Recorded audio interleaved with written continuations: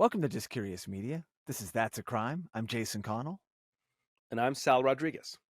All right, Sal, we are back with another crime. And a crime. a Yeah, sad please. one. A sad No, one. I was just going to say it's a sad one. Like, this is what you bring us back It's to. sad. You bring us back to a sad I one. bring us right back to this somber crime.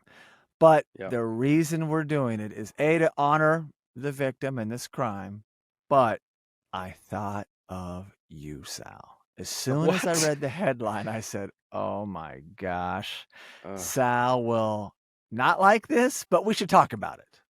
Yeah. Okay. I'm willing to. Because today we're breaking down the true crime story of the man hiding from police found dead in freezer in 2023.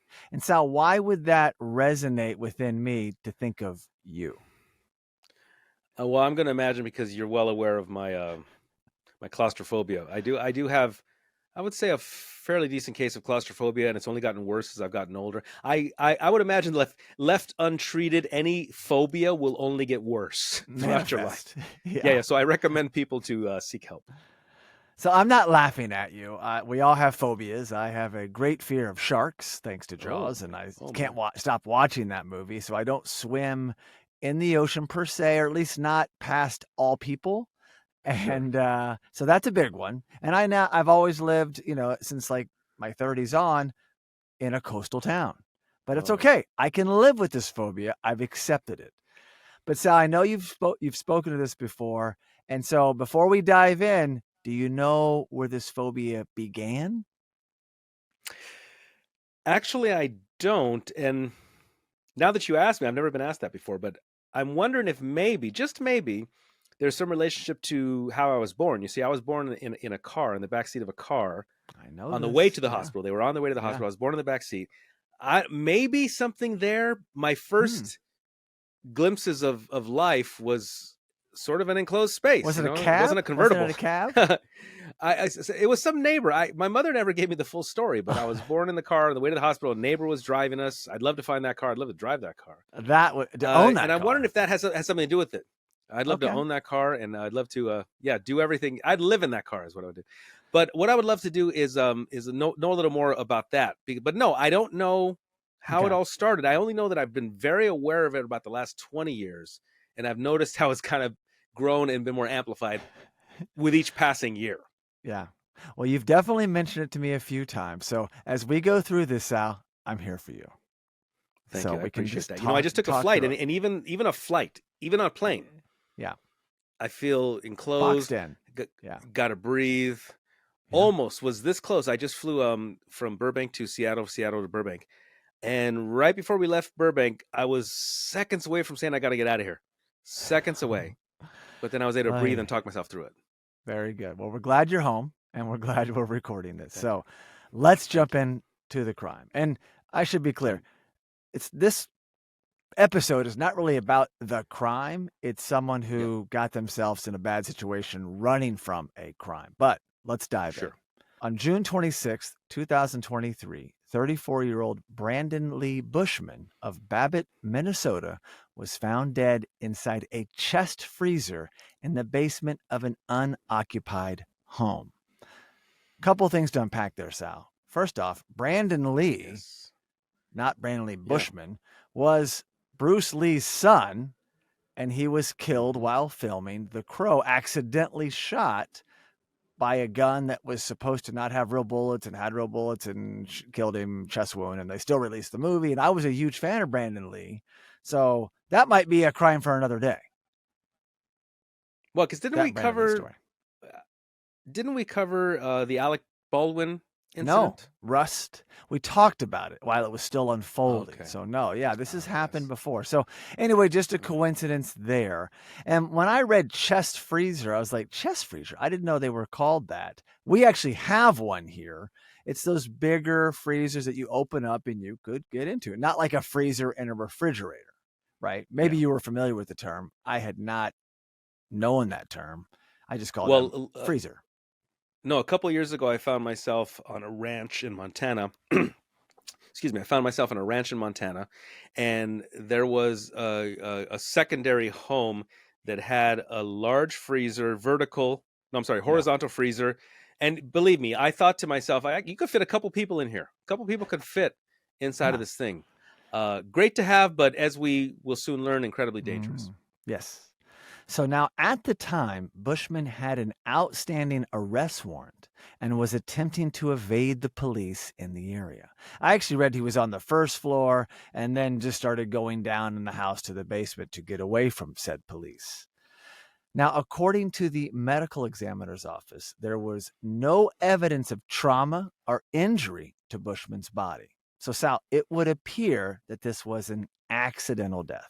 Thoughts on that? You're shaking your head. You're in disbelief already. I am, because I'm wondering, I mean, it says that there was no evidence of trauma or injury, but wouldn't there be? I mean, was he trying to claw his way out? I mean, such a horrific way to go. I think they mean so there's not like trauma in those areas where it's like, knocked out, thrown in, like the one in, the chest freezer you saw in Montana, dead body or hurt body, throw in freezer. It wasn't one of those situations. Yeah. But then I wonder, well, how does the death actually occur? What's the official cause of death? Would it be suffocation? What would it actually be? Well, we're getting to that. So the examiner also shared that they found a metal lawn ornament rod inserted in the freezer towards the latching mechanism, which they say indicated that Buschman had entered on his own accord. So I was trying to think about this, so he had this device going in. Did he pry it open? Did he try to open it from the inside later? But whatever, they were convinced that this was Buschman's doing, hiding in this closing door and sealing his own fate, essentially. But please. It's just horrible, because I don't even think we even learn what his warrant was for. We don't know much about this guy. I looked all over for that information. Nothing. It could have been a misdemeanor. Who knows? But he was obviously trespassing through a property. And, police lights, whatever, runs down and hides. Now, I was also curious to what you just talked about. Were there scratches inside the freezer with this latch, or on his hands, or, as Buschman fought to escape, once you're in there, you're like, uh-oh, and it's dark and you're scared and your heart's pounding and you're trying to hide from someone. No, it's tragic. I mean, we're making light of it a little, or at least I am, because it's horrific. It's scary. I'm terrified of being boxed into places too. And as we talk about it, you just start to feel like you're right there with Buschman as he's going through this. And you're right, it's terrifying. And I can already tell you're putting this on and seeing how it feels, and it's frightening. No, because I think one of the things that makes it so terrifying is not only the thought, of what happened in the claustrophobia, but how long does something like this take to occur? How long could you or I jump in a freezer, close the door, no one's around? How many hours? How many days? Yeah. If it wasn't suffocation, it was days and days.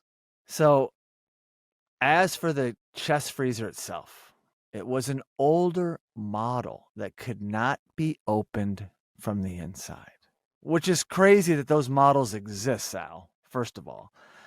And additionally, the house that it resided in and that Buschman broke into had not been occupied since February 2023 and had no electricity.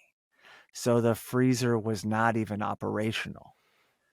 So that starts to answer some of your questions. Buschman did not freeze to death. So he must have eventually just run out of air. I mean, we're not totally sure. Or like you said, it took days and days, and it could have been other things. Dehydration. We don't know, but not a good death. Not that there is such a thing, but a very horrific death. Do they know? Okay, he was found on June 26th. Do they know when he got in there? No, I don't have the date that wait, hang on.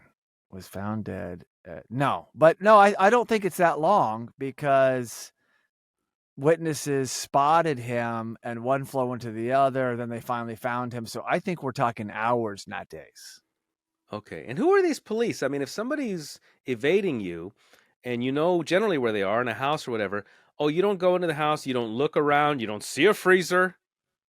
I mean, it's not like the guy who we covered who hit himself in a giant teddy bear, Yeah.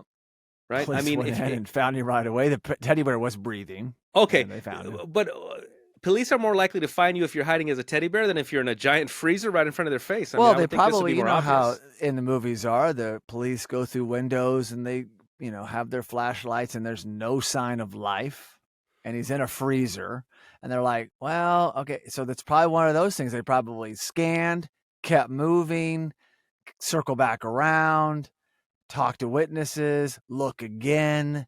And by now it's hours, could be days, but I'm assuming it's not that long of a timeline.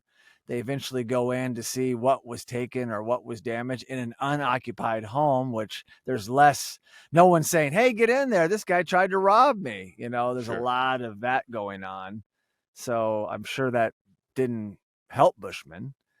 And so we don't know some of those answers, but we do know the facts that evading for whatever crime it was, went to hide, and it's like, uh-oh, this is not opening.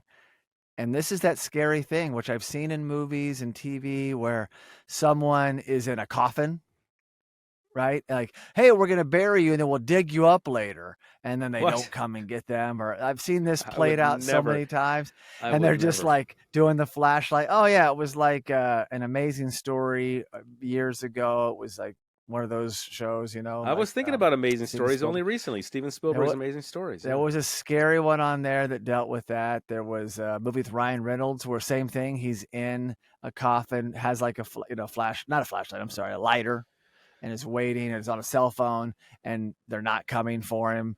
And it Oh plays out the no. whole movie. Yeah, you shouldn't watch these No, things, no. Sal. You know why? A lighter.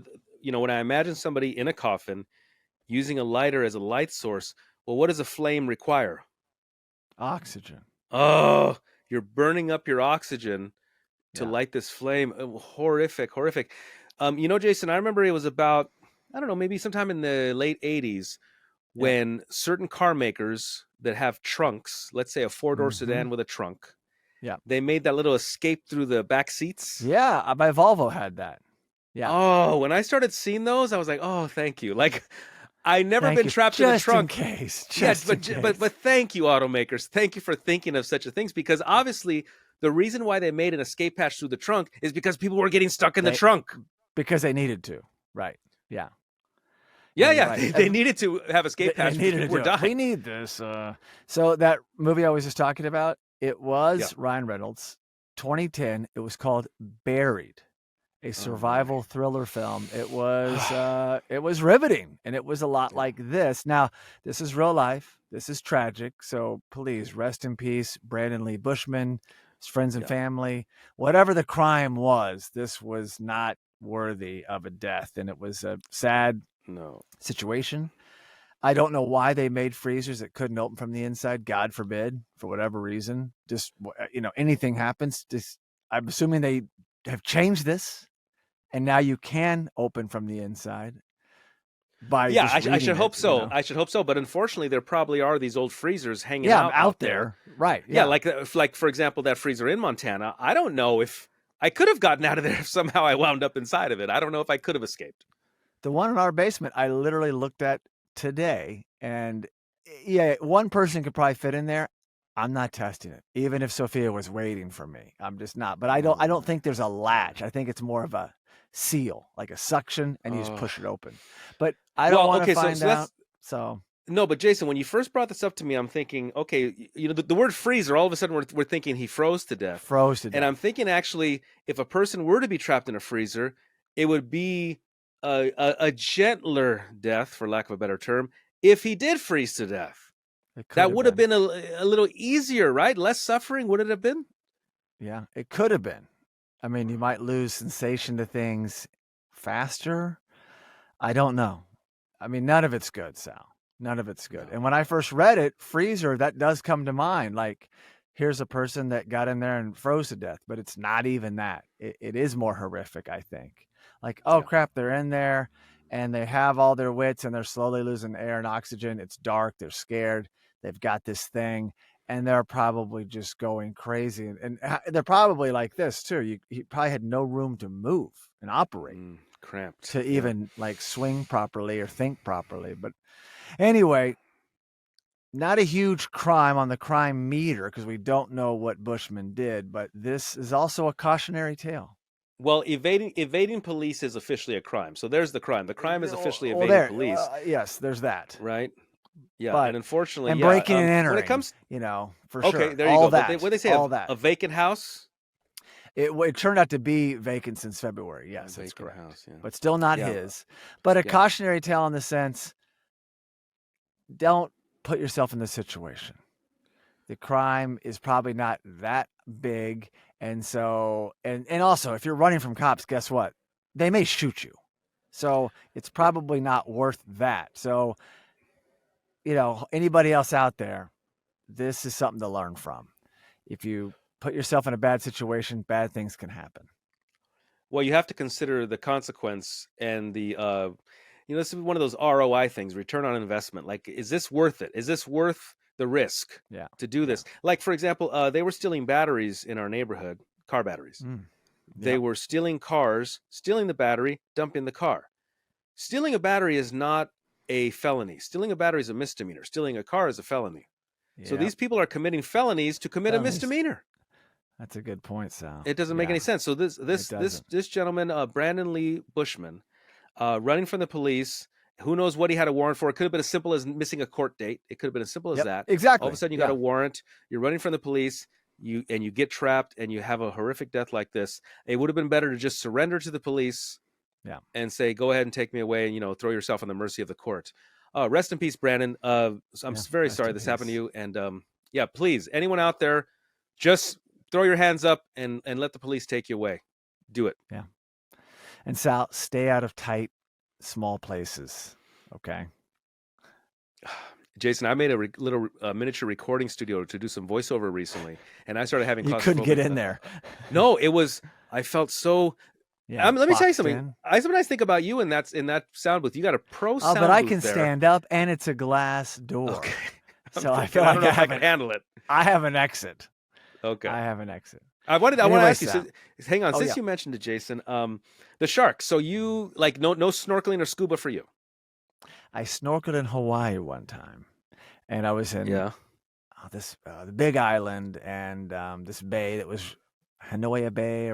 Anyway, we're out there snorkeling. Matt and I, you remember Matt, a friend of ours, of mine, and you know him. And we're snorkeling. The only time I ever did it besides the pool, and no sharks. But like very clear water, very deep. That already is making me feel like, I understand, Sal, that we're out of our element in the ocean. It's not us walking on land. I can accept it. And then I turn around and here's this humongous tortoise. Now, innocent, wasn't even messing with us, but just that going through my mind, like, wait a second, I've seen this in movies, and here's this guy a foot from me. And then you realize what else could be out there. Sure. And it just made me very uncomfortable. Slowly went back into shore and was like, I think those days are done. I couldn't imagine doing it off on a boat somewhere or going in a cage. I'm just not interested. There's zero interest in that. So that was it. My snorkeling days are in the rear view. Jason, I learned that my two oldest siblings, both of them, I learned very soon between one another, I learned that my two oldest siblings have both engaged in nighttime scuba. They are insane. They're crazy. They're crazy. They're crazy. All right, Sal, that's all we got. That covers the true crime story of the man hiding from police found dead in freezer in 2023. I assure you we'll be back with lighter crime, Sal, but sprinkled in with these darker, sadder crimes because it's the business of crime. Please, because Jason, I miss a good heist. I'd love to talk about a good heist. Heist gone wrong, or a successful heist. Yeah. So thank you so much for listening, and please be sure to subscribe to That's a Crime podcast and the That's a Crime YouTube live channel. You can also really help us by giving the show a 5-star rating on Apple Podcast. And for all you listeners that enjoy sharing your thoughts, you can leave us a review on Apple Podcasts, send us a direct message, or post a comment on any That's a Crime social media platform. We also highly recommend checking out our other podcast and visiting justcuriousmedia.com.